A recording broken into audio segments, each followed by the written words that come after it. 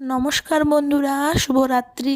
গত রবিবার আমরা গেছিলাম তিন্নির পিপিনের বাড়ি টেঙ্গুনিয়ায়। ওদের বাড়িতে নামযজ্ঞের অনুষ্ঠান ও মহোৎসব হচ্ছিল।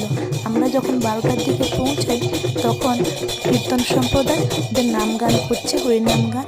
বলতে বলতেই আমরা খাওয়ার জায়গায় পৌঁছে গেছি। খাওয়াতে মেনু ছিল ফ্রাইড রাইস, কুমড়োর চপ, স্যালাড ও পনিরের তরকারি।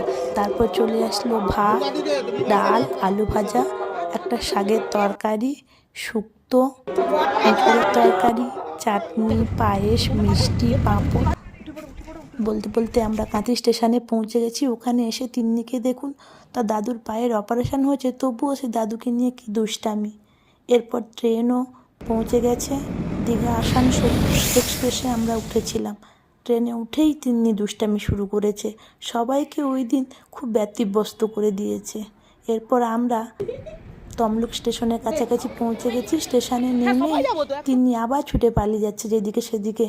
স্টেশন থেকে নেমেই দেখুন একটা কুকুরকে দেখে ওখানে ও কুকুরের মতো ডাক শুরু করেছে। যাই হোক,